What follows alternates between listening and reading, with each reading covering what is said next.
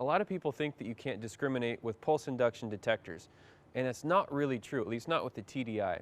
So today I'm going to show you a way you can set the TDI up to ignore nails and still find low conductors in really bad dirt. So this is my personal TDI.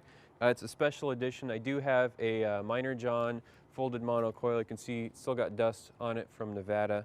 And what I'm going to do is turn the gain up to about 7. Get my threshold to where you guys can hear it. Frequency right in the middle. I'm going to set the pulse delay up around between 13 and 14, and it's really crucial because that will help get rid of a little bit more of the smaller iron and also eliminate some of the flare that comes off the head of the nails. Now the crucial control for this trick is the ground balance. Now what I'm going to do is I got my nails here.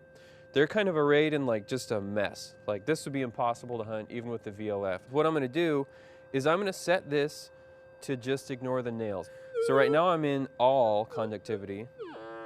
You can hear you get that very distinct nail honk. That's just horrible. So if I set the switch to low, target conductivity switch to low, go over the nails, I get no response.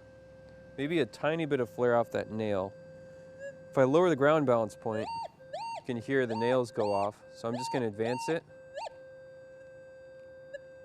until they're gone.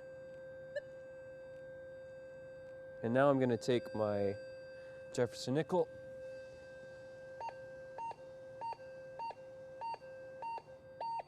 and I get a really clean signal.